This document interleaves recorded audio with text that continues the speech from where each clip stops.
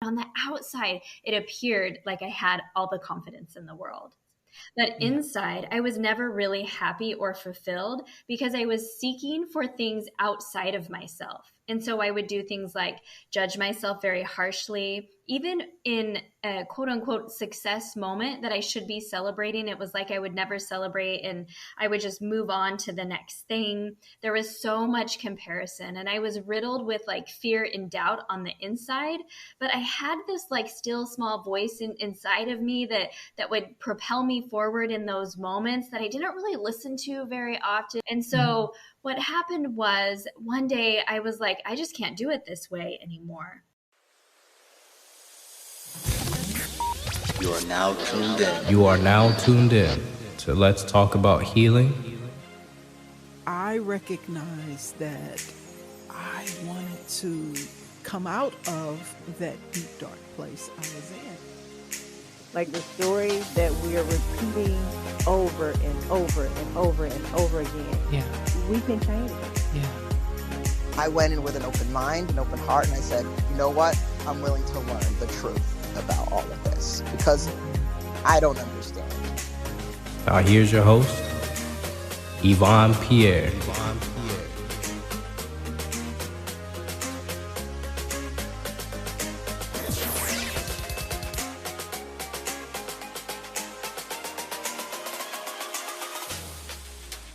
Hello and welcome to Let's Talk About Healing, where I have interesting conversations with various guests on a variety of topics on healing the mind, body, and spirit.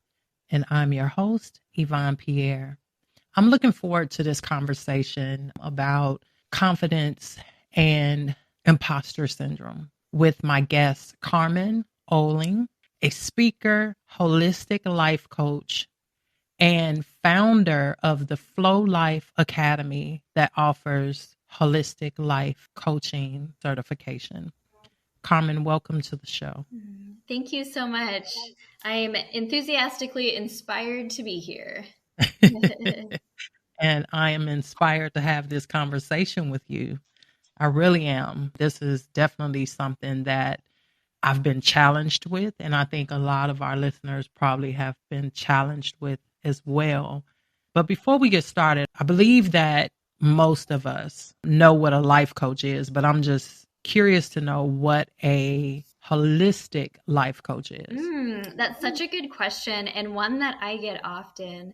So over my decade of having my coaching practice, I found that oftentimes people need help in more than one area. So for example, if you come to a life coach and maybe they're just working on like your mindset and limiting thoughts, but you really need help with like communication in your relationships too.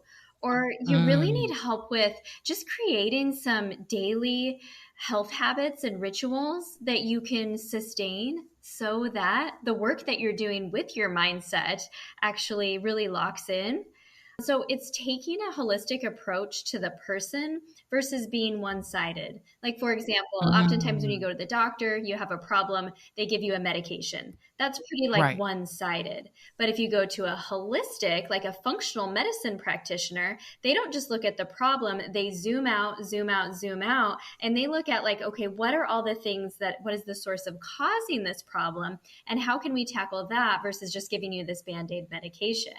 And so it's the same type of thing with holistic life coaching and the certifications that I do with people becoming holistic life coaches is they do the work themselves first. So they learn about their daily rituals and health habits and communication and relationships and mindset and limiting beliefs and confidence and all the things. So their tool bag has so much more depth to it that when someone comes to them, the person can really feel complete and whole. Not like they have to go all these different places seeking and searching for the one answer, which is just really like everybody wants to feel freedom in their life and everybody wants to feel safe, seen, soothed, and secure and come back just to that place of inner peace and love. So is it often that people take the certification class strictly to work on themselves? Yes, actually, what we've found in Flow Academy is that it's really the leaders, coaches, and entrepreneurs that enter the course. And about 65 to 70% of those leaders, coaches, and entrepreneurs that enter the course, they actually don't proceed with becoming a holistic life coach. Because if you think about it, as a leader or an entrepreneur, you are actually a coach. Most of us are all coaches, whether we're a coach for our children, a coach for our employees, or even our peers, depending on the role that we have. So they can actually use those skills. They're very, very applicable in any line of work that you're in, whether you become a holistic life coach or do other types of coaching or not. It sounds very interesting. I want to shift a little bit. Sure, yeah. No matter where we strive in our life, it is key that we have confidence. Right. Unfortunately, it seems that it's common that most people struggle with confidence and imposter syndrome. I definitely dealt with it in my life on different occasions. So, Carmen, as a holistic life coach, where do you believe imposter syndrome and the lack of confidence stems from? So this is a really multifaceted question. So let me see if I have a moment to give you a really in-depth answer that people can really like take something and that can impact them. So I grew up in a family system that really honored doing versus being. So what that means is they honored achievement and contribution and society's definition of success, which is like do more, be more, produce more, have more, that makes you successful. And so I really took that into the workplace. And so I was the one always getting the promotions and doing all of the things. And on the outside, it appeared like I had all the confidence in the world. But inside, I was never really happy or fulfilled because I was seeking for things outside of myself. And so I would do things like judge myself very harshly. Even in a quote unquote success moment that I should be celebrating, it was like I would never celebrate and I would just move on to the next thing. There was so much comparison and I was riddled with like fear and doubt on the inside. But I had this like still small voice inside of me that would propel me forward in those moments that I didn't really listen to very often. You can call it love, God, universe, whatever you want to call it.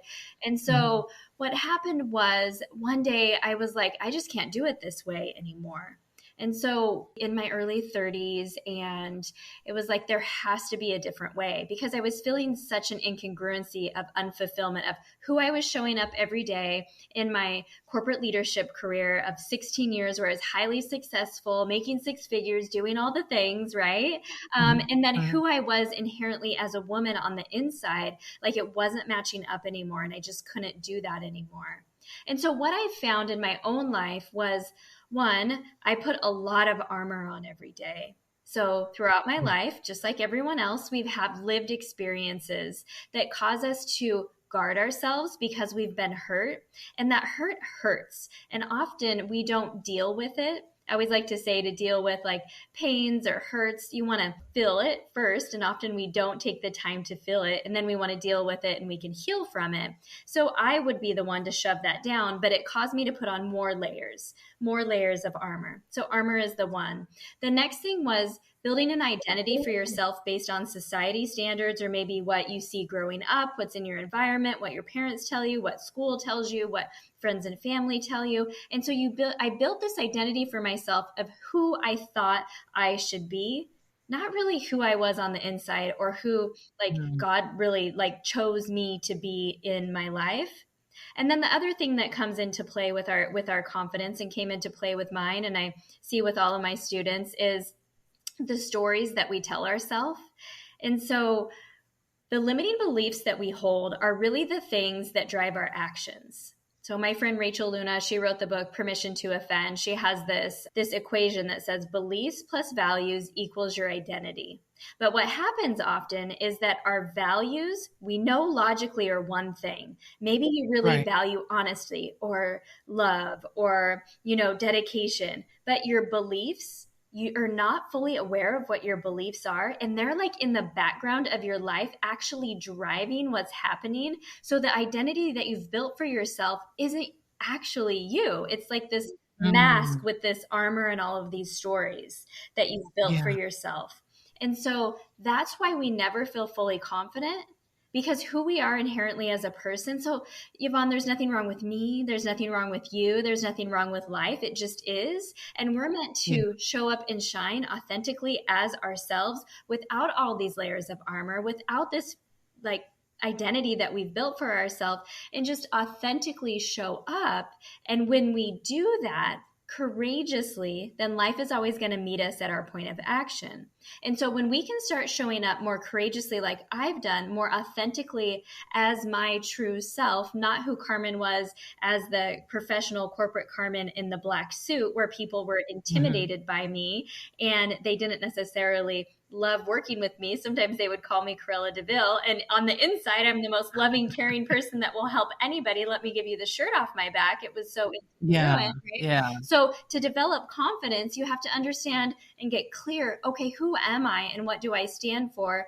And let me just try each and every day to show up as that person, as my highest self, as much as possible through courage. And then once you take the courage, life again meets you at your point of action, and you can start doing what I call collect evidence. So when you're collecting Mm, this evidence, that's when the confidence comes in. You can tell yourself, oh, see, I did it. I can do this. When I show up this way, it's not like all those bad things that I've ever imagined. It's actually good things. And I keep getting more and more and more of it.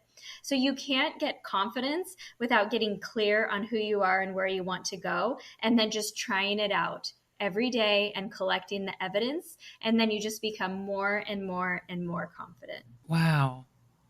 Yeah. Years ago, maybe about 15 or more years ago, I went through a severe episode of imposter syndrome, but at the time I didn't know what the term was. So what happened was someone who I met through networking. I met at a business networking event, and during the time I was financially challenged. So she invited me, we had clicked, and she invited me to her birthday party. And I knew that her circle of friends were affluent. Mm. So here I am in my apartment. I'm going through my clothes and I'm having a meltdown because nothing that I was going to wear represented me in a good, you know. Mm. So my shoes had a hole in it. Like if I lift my foot up, you could see like a crack in the side of my shoe, in the side of my boot. I talk myself into going. I get in the car, I'm sitting there, and I just start crying because I was trying, a part of me was trying to talk myself out of it. Another part of me was like, Yvonne, how are you going to ever get to the level that you want to be on if you don't feel like you belong? Mm. So I made myself go, but I am driving this car that I'm praying that the window don't fall. We had to stick something in the window to keep it up. So I'm sitting here praying that it don't rain. And I'm going to this party and I'm feeling like shattered on the inside. So I talk myself into it, go to the party, make a long story short, get there at the party. You know, I'm probably the only one that wasn't affluent. It was a dinner party, so we had to buy our own food. I'm sitting there like looking at the menu because I got less than $20 in my checking account. Like, oh my God, how am I going to get gas and eat? Mm-hmm. So I'm sitting there, but I at that moment, I stopped myself and I said, this is an opportunity for you to connect. And the more I sat back and I listened and got into the conversation and loosened up, and, you know, I was the life of the party. But the more I got into the conversation, I said, you do belong at the table. And I had to realize for myself, like you were saying, a lot of the stuff that we're taught to believe are based on what other people have implanted in us. And I had to recondition the way I saw success. How can I strive for something that I see as unattainable? So I had to, in that moment, snap out of feeling like an imposter and realize that I was amongst my peers. The only difference was I didn't have the same amount in my account. What a powerful story. And I think so many of us can relate. And I know in my journey as well, I would often look to people and put them up on pedestals, sort of like Yeah. what you were talking about. And then as I grew in my personal growth, it's not necessarily growing in your bank account, which is helpful and nice because then we can serve Right. more, right? That's great. Yeah. We're not saying not to do that, or with things or appearance. But as I grew in my personal growth, it enabled me to have the confidence to want to actually have intentional conversations and relationships. And Yeah. when you do that, that's when you realize that we're more the same than we are different. I study from Yeah. a Exactly. book called A Course in Miracles, and it says that we're not special. It means that we're all one. So we're more the same than we are different, but we all do have unique gifts that God has placed within us. And so Yeah. maybe you're good at one thing and I'm good at another thing, but look at the magic Mhm. when we all come together and realize like no one is on a pedestal. And Right. it's not about like the most powerful thing. I think especially for women is to realize that collaboration is the most powerful thing versus competition, because I think we're raised Mhm. as women to look at other women as competition Yeah. versus where can we collaborate. And when we can collaborate together, that's when those magic moments happen, like the one that you just shared, that we can really deeply and intentionally connect and then lift each other up. Yeah. Yeah. So I'm just curious to know, like in moments like that, not even just moments like that, but in the moment, whether you're getting ready to speak, whether you're getting ready to do a presentation at work, and you're really shattered on the inside, what are some things they can do boost their confidence? Yeah. So the things to bring you back into alignment with your highest self, like I shared, like the goal is really to see how often you can be in alignment with your highest self based on whatever that is, the clarity that you found in this season of your life. So in those moments where you're pulled out and you're judging yourself, you're fearful, you're doubting yourself, the things that you Mhm. can really do are use your breath, do some movement, or up level your thoughts, right? Because it's those subconscious Mhm. beliefs that are overtaking us. So something that you could do is just take really, really deep breaths. And so you want to breathe in through your nose and then out through your mouth, but make it so that out breath is actually longer than the in breath. Now, this is going to stimulate Mhm. your vagus nerve and it's going to help calm your body down so your nervous system isn't quite chronically activated. The other thing that you could do if you're not like in front of people is maybe jump, bounce, or like shake your body around a little bit. I love the song Florence and the Machine, like Shake It Off. So just shake around a Yeah. little bit. So movement and breath are two things that can reset your body and get you back aligned.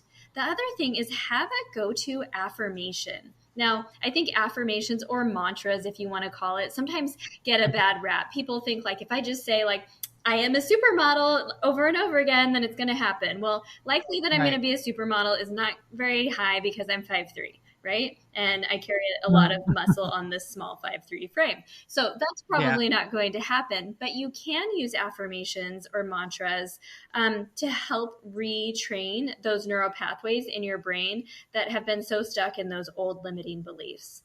Before I started really doing a ton of keynote speaking and being on stages and being on TV, I knew that that's something that I wanted to do, but I was really, really fearful of it. I would get nervous, kind of start sweating, all those thoughts would creep in through my head. And so I would be practiced and have my note card and be ready to go, but I could not stop the nerves. And what I want people to know about nervousness or anxiousness and excitement is it's the exact same, like science shows us it's the exact same that's happening in our body. The chemicals that are happening in our body are the exact same. Whether it goes to nervousness or excitement is the thoughts that we're having. So isn't that really powerful to know? So using an Yeah. affirmation is really powerful. So I used to always tell myself before I was speaking was I'm a gifted public speaker. People want to hear from me and they are inspired and impacted by me. And I would just say it over and over again. Carmen, you are a gifted public speaker. People want to hear from you. They are impacted by you and they are inspired by you. Couple that with a few deep breaths and a little shaking and moving around, you get reset and you can start shifting that energy from nervousness or anxiousness right over to excitement. You could even do something as easy as I'm not overwhelmed, I'm excited. I'm excited, I'm excited, I'm excited, and like really start working that in.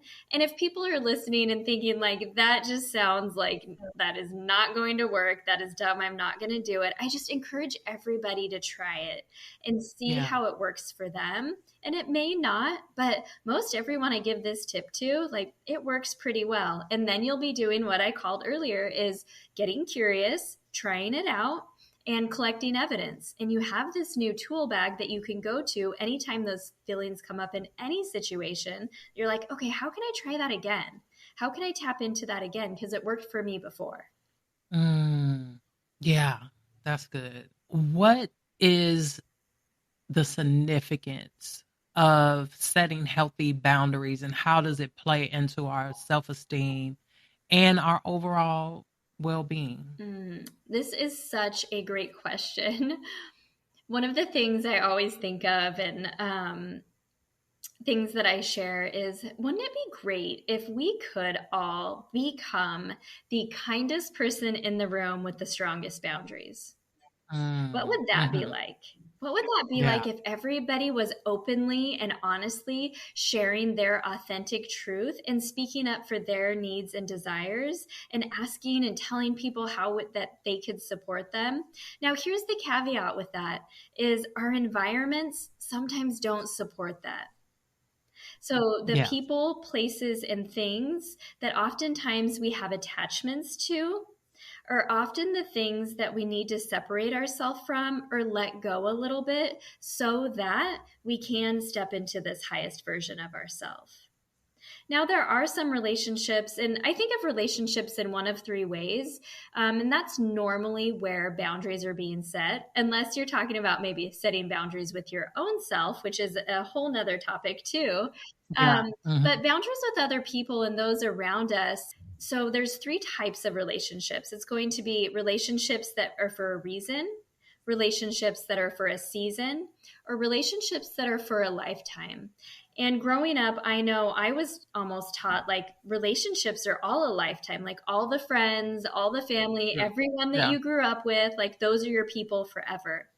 And I'm here to tell everyone that that's just not true. Yeah. That while you can send love to those people, if they're not supportive of where you are going in life, then maybe you distance yourself a little bit. Maybe you see them every now and then. A boundary, let me give a couple of boundary examples. And I Mhm. think that that's always really helpful. So Yeah. I live in Miami Beach with my husband, and I flew into Portland to my mom's house, and I was holding a women's seminar there. My sister drove up about an hour to Portland from where she lived in Oregon, and she was helping me get ready for the day and that sort of thing. And I thought she was going to be taking off, but she was staying all day, and I was really grateful for her. But I wanted to, around like 7 p.m., kind of go into my room and really align my energy, do some prayer and Yeah. meditation, get ready for the day. So that was about 2 hours away. This was about 5 p.m. So I tell her, hey, sis, I really appreciate your help today. How long do you think you're going to stay? She's like, oh, I'll probably stay till like 8 or 9. And so I informed her, like, well, around 7, I'm going to go upstairs because I have, a big day tomorrow and I want to energetically get ready for that. And I really appreciate all your help. Her energy really shifted in that moment because she wasn't used to people setting boundaries. And we had a few more errands to run, but she was just kind of like quiet. You could tell she withdrew. I could tell she was upset. But then Yeah. after about an hour or so, we got back to my mom's house, and she looked at me, and I could tell like her energy changed. everything had changed in that moment. And she looked at me and she goes, you know what, sis?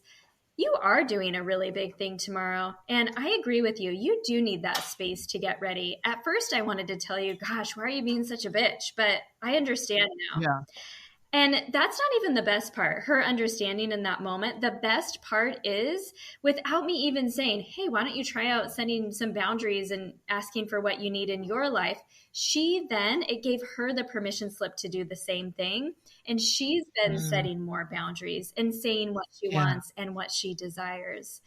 Yeah. So it's so important, especially I see a lot of the women that I work with, we have a really hard time separating from the people pleaser in us and getting Yeah. sourcing our self-worth from doing for others. And so Mhm. separating from that to really know and focus on, which goes back to that clarity of this season of your life. If you can get really clear on that, then you can start setting boundaries from a place of love, which is saying this is important to me because this is how you can support me and I really appreciate it, in words like that, versus like, oh well, I'm going upstairs at 7 and you need to leave. Like, that's not Yeah. from a place of Yeah. love. So of course the language that we choose is really important. Yeah. But boundaries and being able to protect your energetic capacity for the things that are most important to you is something that I talk a lot about. Yeah. So how does that play into self-esteem and our well-being? Because you're not totally depleting yourself every day. So what I always I always tell everybody this is the overwhelm and the anxiety that you're feeling every day is not because you have too much to do. It's because you're not clear on what you want or where you're Mhm. going. And so you're trying to be everything for everyone all the time, and it's freaking exhausting. And because you're so exhausted all the time, then what happens? You're putting everyone else's agenda before your own. And so you Mm. don't keep commitments to yourself. And Yeah. Yvonne, what happens when you don't keep commitments to yourself? It doesn't support your confidence at all, because No. then you just talk crap to yourself, right? Oh, you should have Yeah. done this. I should have done that. But what if, in hindsight, you stepped back and you zoomed out from your life and you thought, you know what, this is really important to me right now. Maybe I need to say no to this volunteer commitment, or maybe I need to say no to helping out over here so I can say yes to myself here, so that when I say yes to these other things, I can show up at 110%. And Yeah. that's something that I think is really important, is learning how to say no graciously. And it could Yeah. just sound like, thank you so much for thinking of me. I have a lot right now on my calendar, and I wouldn't be able to show up and give 110%. And you know, I love to do that. So, let me know Mm. next time. And so it's just saying no, like, again, from a place of love, because when you don't, then you are not doing the things that you really want to be doing. And it's just that vicious cycle of, let's just call it the starting again on Monday, right? It's starting over Yeah. and starting over because you're not keeping commitments to yourself. And when you don't keep commitments to yourself, you lose trust in yourself and you lose confidence. Yeah. I know for me, I struggled with setting those boundaries. One, because we're not taught as children, which I think as a mom, I had to learn how to teach my kids that it's okay to set boundaries at a very young age, even with their toys, to set boundaries, because I didn't want them to have the same issues of feeling guilty every time I have to set a boundary or I have to prioritize something that is important to me, and feeling like, or even sensing that the other person feels rejected when I have to set the boundary. But the way you put it, I think it is more palatable. Mm-hmm. They can receive it better if it is given with love, like, oh my God, I really will love. But I tend to over explain myself because I would feel guilty not being able to show up for them or whatever. But I'm learning to put myself first in an unselfish way, but to set those boundaries so I don't dishonor my own obligations, trying to honor someone else's. Yeah, that's so powerful. I think it makes me think back I think as women we often over communicate, over explain, give so many reasons, and men are so really straightforward. No, yes, okay, thank you, right? and so Yeah. in fact, the other day I noticed that my VA didn't have my one of my flights in my calendar, and so my calendar got double booked when I was supposed to be on a flight. And it was a meeting with a gentleman that we're both doing keynotes next month together. And so instead of saying and explaining to him, oh, this happened, blah, blah, blah, blah, it was like, oh, it looks like I need to reschedule our meeting. I'm really looking forward to our conversation. Here's the dates and times that I have available. What works best for you? And it just feels, and so he emails back, oh, I totally get it. It sounds like our schedules are a lot the same. Let's chat on this day. I look forward to it. And it goes back to this idea from A Course in Miracles that I think about is nothing has meaning until you place meaning upon it. Yeah. Right? And so in that moment, I could have placed meaning upon it that, oh, this gentleman who is a wonderful, amazing speaker and I really want to connect with, I could probably learn from him. What is he going to think of me? And he's going to think less of me and all of this. No, just you remove the meaning from it. And then you just are very straightforward. And as it relates to business too, I think remembering to position yourself as the expert that you are and not downplaying your significance. That's something that's came through really big is like, we all have this, significance that's been placed inside of us. And we often just downplay it. Or we use the word and say like, I'm sorry all the time. I'm sorry to take away our power. Yeah. That could be a little challenge for your listeners. That would be fun for the next couple of days. Just keep track. Like there's no right or wrong here, good or bad, but just keep track of how many times you're saying, I'm sorry. And it'll raise your awareness around it to be like, oh, I wonder if I didn't say I'm sorry anymore, like if I would feel more energetically alive. And you do, because just think about it. I'm sorry means like, oh, you did something wrong. Because are you really sorry? Yeah. And I realize like even in situations where I'm in the store and it's crowded, I say I'm sorry a lot. Oh, I'm sorry. Oh, I'm sorry. Excuse me. I'm sorry for walking past them. Oh, I'm sorry. There's nothing wrong with saying excuse me, but I go into this, oh, I'm sorry. I'm sorry. And I'll catch myself like, what are you sorry about? Why do you keep saying that? Why do you keep saying you're sorry? Yeah. So there's the challenge we can give your listeners. No more I'm sorry's, and no more judging yourself too for saying I'm sorry. Just notice it and then see what it's like to say something different. So instead of saying I'm sorry, say excuse me or pardon me, and just see where that goes and see how that feels. I think that would be fun. Yeah. But I do realize that I do that a lot. Even when but anyway, I can go down a rabbit hole talking about that. But how do you recognize and work on overcoming imposter syndrome? Oh, this is a big topic, I think, because the biggest thing I think that we can do is use this principle from A Course in Miracles that tells us what a miracle is. A miracle is simply a shift in our perception. So today for imposter syndrome, if we could just have a shift in our perception on what that means.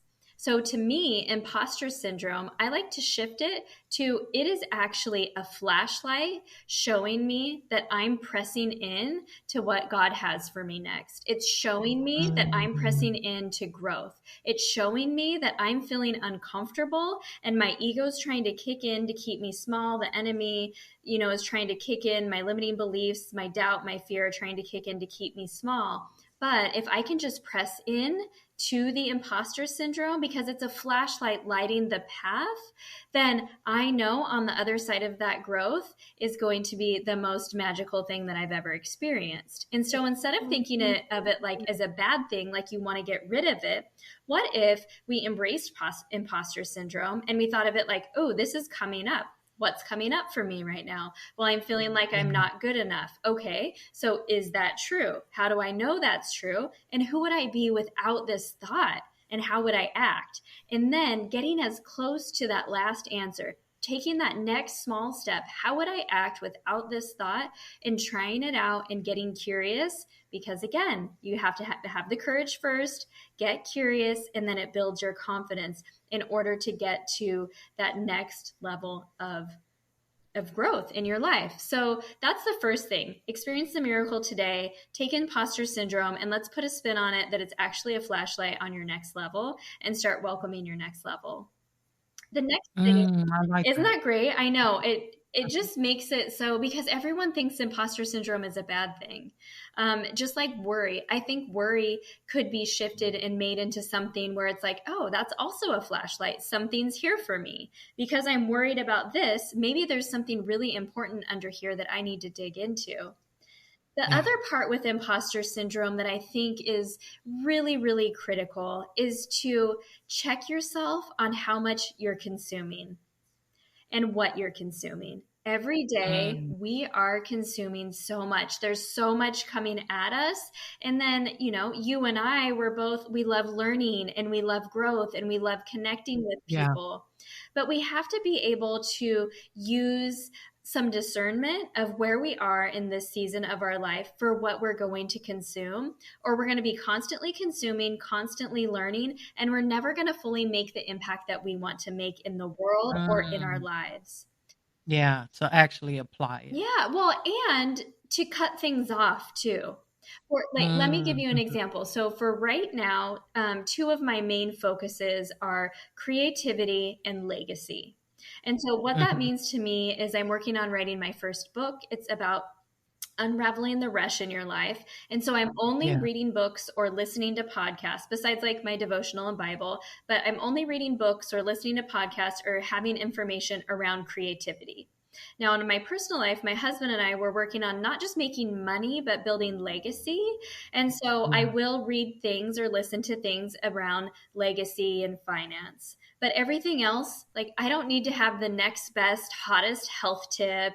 I don't need to learn about Yeah. relationships right now. I don't need to do another certification right now, because that's not where I'm at in my life. And so if you can focus in on where you're at in this season and intentionally consume the things that are beneficial for you right now, it actually helps alleviate some of that doubt and fear, because you're not always looking at that next best thing. When I first started my coaching Mm, practice, I was like, let me try this and do this. And I see this yeah. person do Yeah. that. And it was like I never brought anything to like full completion. And so it never was like hugely successful. I was always good at all the things, but never great or exceptional, because I was always jumping around. So having that focus in decreasing the amount of consumption, even to where you have moments of stillness and silence, because that's when you really hear the loudest. Wow. That's really good. I love how you put that and then make it a little easier to wrap your mind around how to shift Mm. and how to change it. Because we always hear people say you got to change your mindset, but a lot of times we don't know how or how to change. So thank you for giving those examples that you're saying, imposter syndrome and all those things, to see it as a light. Mm-hmm. That was really good. Thank you for saying that. Why do people downplay, speaking of not just imposter syndrome, but humility? We often taught to be humble, to have some humility, but a lot of times we're so zeroed into that we dim our own light. So how do why do so many people downplay their achievements? That's such a great question. And I think there is definitely a difference between being humble and then downplaying your significance. And Mm-hmm. the number one reason that we do that is just that inherent need of humans. We all want to be safe, seen, soothed, and secure. And so we want to feel accepted by a group. And so often we abandon ourselves to be able to fit in and be accepted by a group. Because if we don't, for whatever reason, based on our lived experiences, our environments, our mindset, we feel like we're not going to be accepted. And if we're not accepted, we don't feel safe internally. Mm, We don't feel secure. And so Yeah. we downplay our significance. And if we can remember that just no matter what, that we are significant and we are worthy, and no one can take our worth from us. We are always worthy. Our worthiness is not up for grabs. We can Yeah. remember that there's something special within all of us, something unique within all of us, and the world really needs each one of us and all of our unique gifts. And the only reason that we do it is just to fit in. So, do you want to fit in, or do you want to really go for it and say yes to what God has for you in life and really fully experience life to its fullest? So, it's up to us to Yeah. choose. Yeah. Yeah. And I see it a lot, and it is mixed. I think a lot of people assume doing that is being humble, but it's not. It's really It's not. not. I was speaking to a girl. She was trying to get me to buy into something, and once we kind of talked on Instagram, not Instagram, on Facebook. A little later, she was telling me about a book she wrote, and I said, "How come we've spoken? I don't know how many times. How come I didn't know that you had a book?" And I went to her page, no information on it, Mm-hmm. no link to nothing, no bio, no nothing. There's nothing reflecting that she has written a book. And I asked her why. And she said, because I don't want people to think I'm bragging. And I said, but people don't even know that you have a book. I said, that's not bragging. That's telling people about you. How do you expect to sell it if nobody even know it exists? And me and her talked about it, and I said, we have to get away from that way of thinking. I can't speak for any other culture, but culturally in the Black community, we tend to dim our light a lot. Mm-hmm. And so I talked to her about it, and I said, the thing that you was trying to get me to buy into, you were really proud about it. You were talking about it. You were sharing with me about a multi-level program that you wanted me to buy into, but why you don't have that same energy for yourself. Mm-hmm. So we got into a deep conversation. I even talked to her on the phone because I was like, what are you doing? Like, why are you doing this? You're believing more in other people than yourself. I said, it's really deeper than what you think it is. So she ended up promoting her book or whatever. But yeah, I see it so many times where people will actually really downplay who they are, thinking they're being humble. And that's not, like you said, is not being humble. I mean, the whole thing is sad. But anyway. Yeah, no, I agree with that 100%. And that even comes up in Flow Academy when we're working towards being certified as a holistic life coach. And I Mhm. talk to the students about positioning yourself as an expert. And so they keep using words like, "Oh, I'm new at this." And I'm like, wait, hold on. Like, no, your lived experiences are your resume. And now you Yeah. have these new tools in your tool bag and resources that you've used that work for you. Again, lived experiences are your resume. And you're not going to be working with someone that's ahead of you. You're going to work with someone that's just a little bit, a little bit behind you. And those are the best Right. people to say, let me show you, come with me, you can do it too. Like you've had the test as an individual, as a coach, and now you can share your testimony and you can show people that they can do it too. And so you are an Right. expert and you should Yeah. position yourself as such. And the biggest disservice you could do is to not do that, because people need you and your unique gifts and what you have to bring to the world. I see that all the time. I even remember, Yeah. Yvonne, one of the corporate executives I was working with, she was in a corporate leadership position. And I don't remember the exact conversation that we were talking about. And I said, "Oh, wouldn't it be beautiful if you said it like this?" Like I gave some language of how she could Mhm. position herself as the expert. And she said the exact same thing, like what your friend said about the book. She was like, "Oh, well, I wouldn't say it like that because I wouldn't want people to think like that I was like thinking too much of myself." And Mm. I was really taken back by that because she's in this leadership position and she didn't even want to say it like that. So I think it's Yeah. like the underpinning of society as it is. And I don't know if it's necessarily like a race thing. Maybe it is. Maybe it's a Mhm. female thing too. Like we Mhm. position Yeah. ourselves beneath. We want to be like the one Mm. doing it all and helping, but we don't want to be the one that is perceived as, amazing. I don't know. We all have amazing gifts, and so I think we should be Yeah. sharing it. And the more and more that we share Yeah. it, the more and more we inspire other people to do the same. Yeah. Yeah. So, speaking of that, so someone is doing that. What is the negative impact of doing that, of dimming your own light? Yeah, it just hits right back home on that confidence. It doesn't build your confidence because you're always in that cycle of I'm not good enough.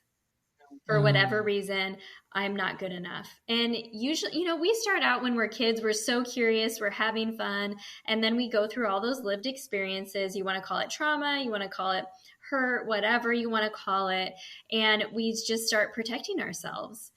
And so the negative to doing that is never being able to get out of those walls that you've built for yourself. You're always going to be in a box. You're never going to be able to fully experience life or all the abundant blessings and opportunities that life has for you because you're always going to be holding yourself back.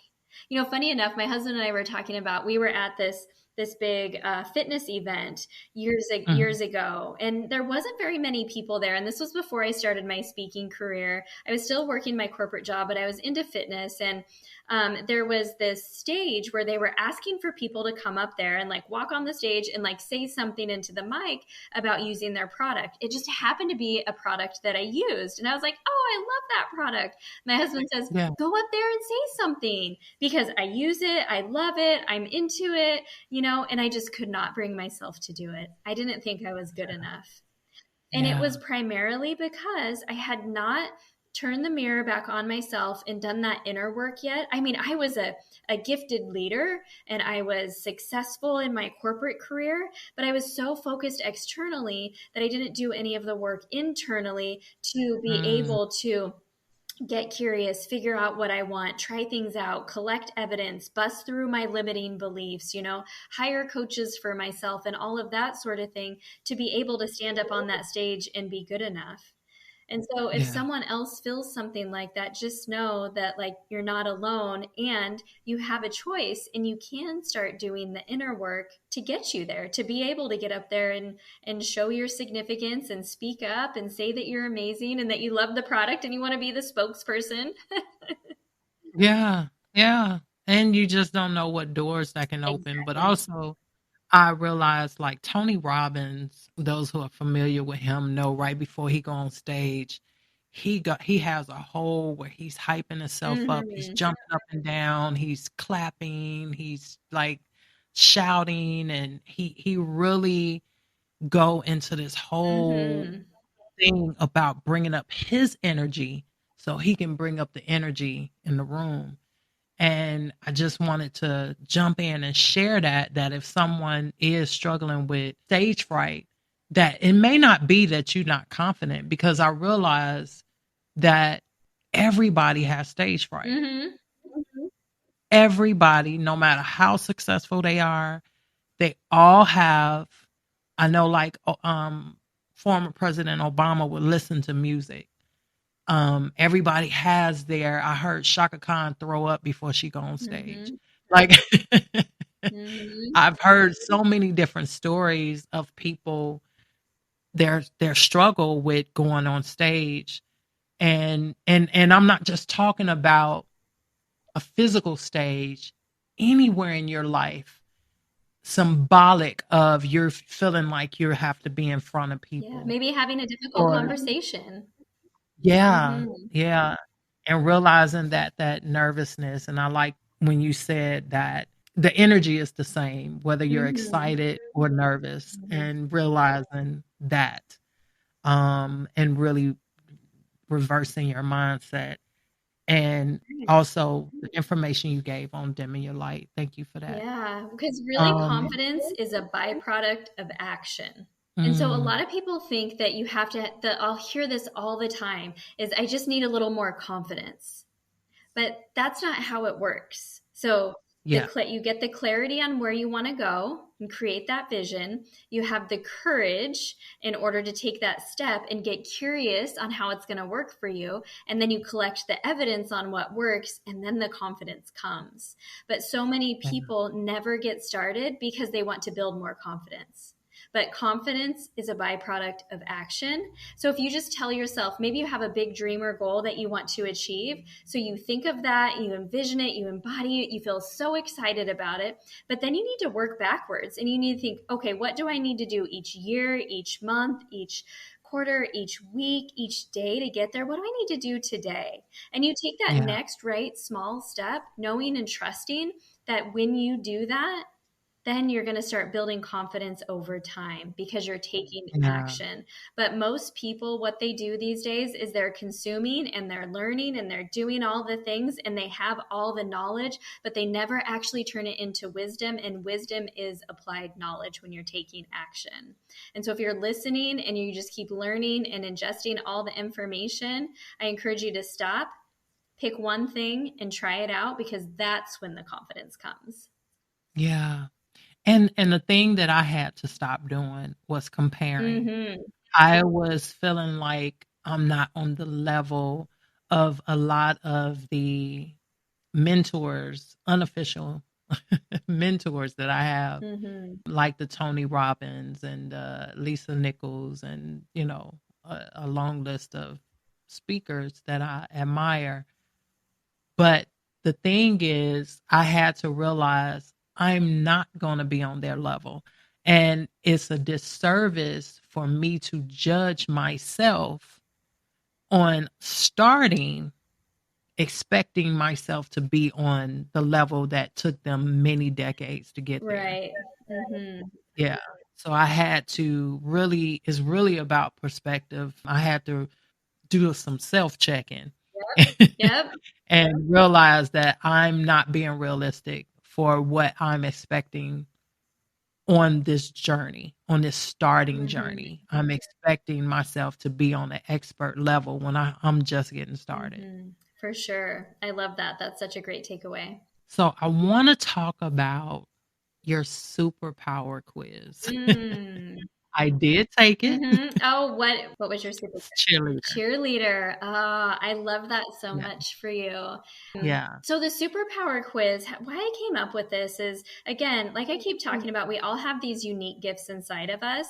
And it really just like shines a flashlight on what some of your unique gifts are, but also how we maybe can like use that and get too far over to one side, right? Kind of like what to watch out for. So especially as a cheerleader, like you are so needed in the world. That's probably why you have this podcast. This is why you're into healing and helping others. You make a great coach because you're such a great cheerleader. But sometimes we can do that to the detriment of ourselves. And that's kind of what you want to watch out for, is like, you don't want to go over where you're not taking care of yourself or people pleasing.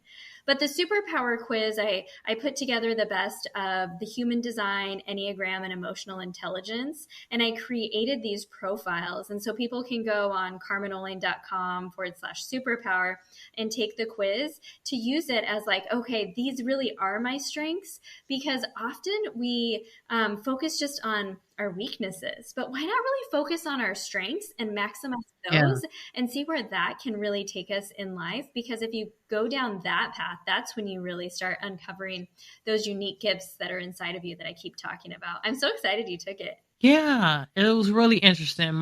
When I first saw cheerleader, I said, what?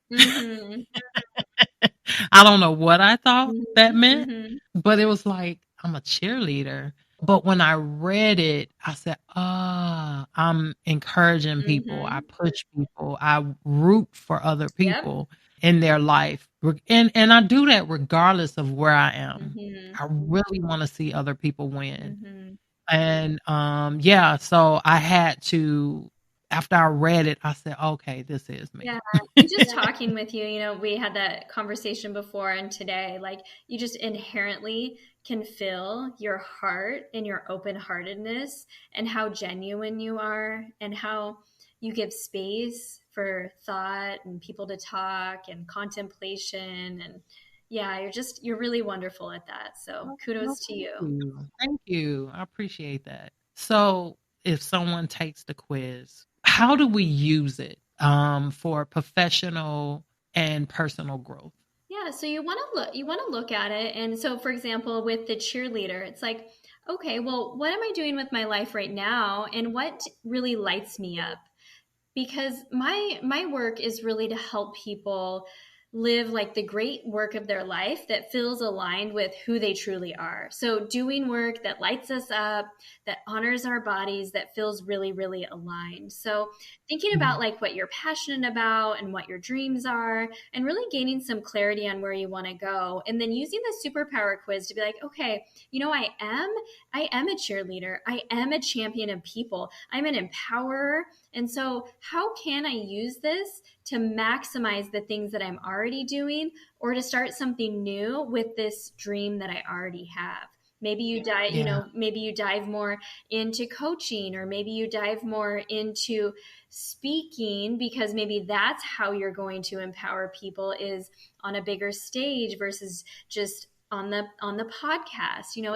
It's using your Yeah. own discernment, but also checking in with your body. You notice I said doing work that we love, that lights us up, that honors our bodies. So often we're Yeah. disconnected from our bodies and we're only logically thinking about it. But we have more than five senses. We have a sixth sense, and that's our inner knowing, our intuition, that still small voice, that nudge from God inside. That if we tune in and Yeah. listen to it, we can match our superpower with like what's really lighting us up and bringing us joy and fun and what we're being called to do. And you can just use it as a guide to help get you there.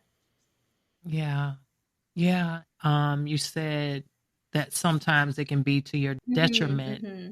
And I will say that it has, because I wanted, and I had to learn my own boundaries with that, because I don't do it as much now. It's very rare that I do it now. And if I do, I charge.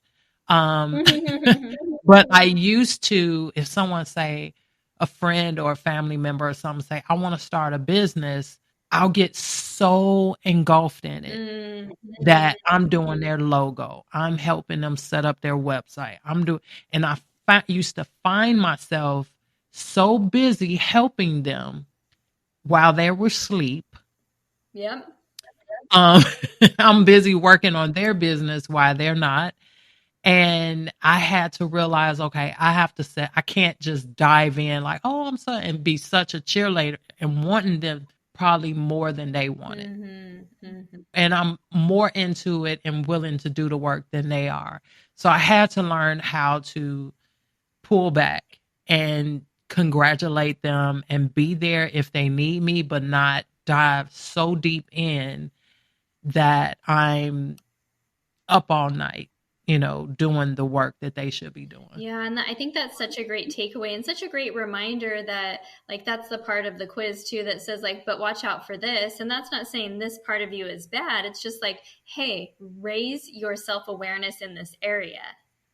Yeah. Because if you do too much, then it can take away like what your superpowers are, what your gifts are, right? Because then you're just like doling it to kind of like fit in, to be accepted, to help other Yeah. people, to get that approval, to get that good job, thank you so much, to get that, Yeah. accolade that we don't necessarily, it's nice to hear good job, but we don't need it, all the time in that way to show us that we're worthy of being. So I really appreciate you sharing that. But I just want people to know that it's not good or bad, right or wrong. It's just like raise your self-awareness around those areas.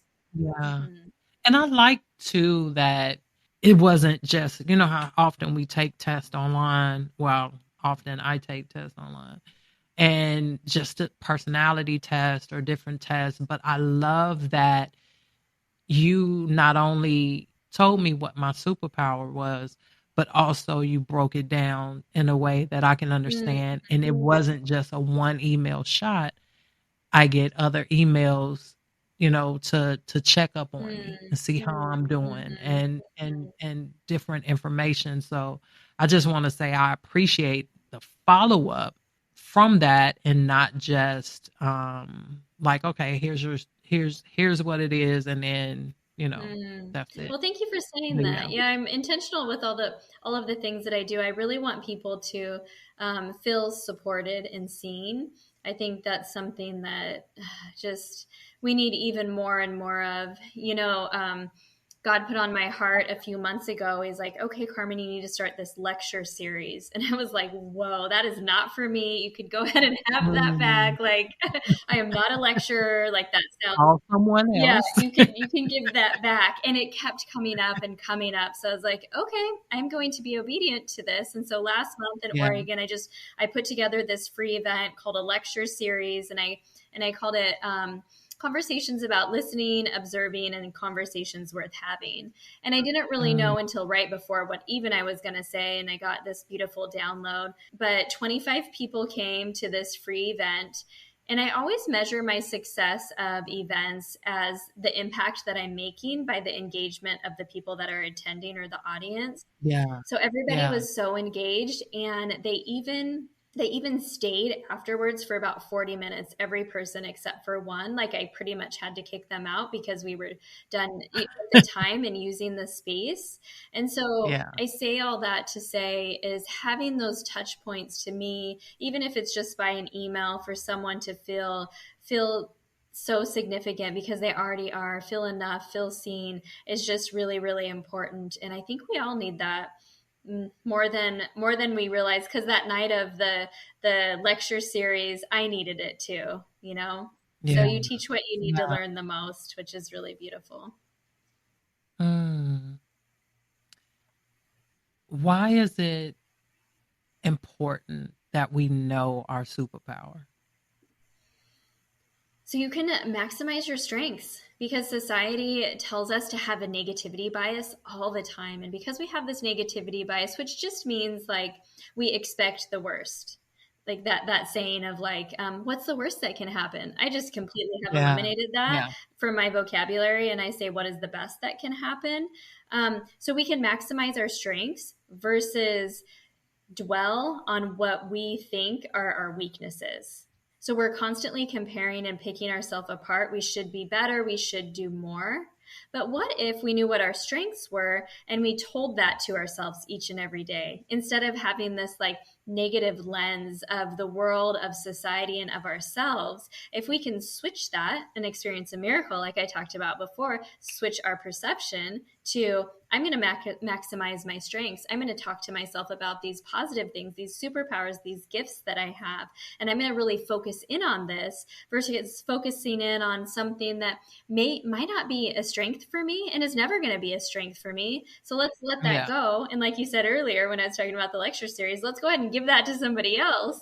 And let's go ahead and like really maximize and focus in on the things that God has given me. And that's why it's so important, because like energy attracts like energy. The frequency you put out is the frequency that you're going to give back. And God's going to keep giving you the test over and over and over and over again, and not the blessing until you pass the test to have the testimony, so that you can get the supernatural blessings. But oftentimes we're so stuck in that cycle of, just like I talked about before, consuming, never taking action, not feeling confident, self-doubt, not maximizing our superpowers, always looking for the worst. And if we can just shift out of that a little bit and just realize, again, there's nothing wrong with you, nothing wrong with me, nothing wrong with life. It just is. And we're here to show up and give the best of ourselves each and every day. And when we do that, I always invite everyone to join me in being the one to show the world how great life truly is. Because that's what life is all about. And just think if everybody woke up every day and thought that, today I'm just going to show everybody I meet how great life truly is. How would things change? Yeah. It will be a big shift. Right. A major shift. Yeah. So how people get in touch with you? So the best way is Instagram is the main platform that I use, although I am liking Threads right now a little bit too. But on all platforms, my social media is Carmen Ohling. So Ohling. You can also, if you like some of the things I talked about today and you want a free motivational, inspirational message or journal prompt to increase your self-awareness and self-love and confidence, you can text me the word inspire to 503-386-2981. And then I list all of my programs like Flow Academy on my website at carmenohling.com. And that's where you can find the Superpower Quiz as well. If someone's interested in Flow Academy, make sure to send me a DM because the next round of students is going to start their learning in October 2023. So we open enrollment for Flow Academy on September 25th. Okay, awesome. So this was really good. I really feel like most of my podcasts are a class because I really love learning, like we mentioned earlier. This is an area that I have often had issues with, and I really feel like you provided some gems, some information, some tools that I can move forward, improve on them areas. So I really thank you. Oh, well, thank you. I thank you for our synergy, and the stories that you shared were just so applicable and people could relate to them so much. And so it was just so natural, like our conversation. And I loved connecting with you so much. Yeah, you too, Carmen Ohling. Thank you so much for being a light, and not just being a light, but also helping other people find their light. It has really been eye-opening and impactful, just having this conversation. So I just wanted to thank you for joining us and sharing those gems. Thank you so much. Thank you for having this space to talk about healing and happiness and confidence and just being joyful in our everyday lives. So I appreciate you so much. Thank you. I appreciate that. And to you, the listeners, thank you so much for taking time out to tune in. It really means a lot. I hope that you were able to get something from this and each and every episode. If you enjoyed it, please feel free to like, share, and comment. We'd love to hear from you. You owe it to yourself to heal and grow on purpose. Until next time, be blessed.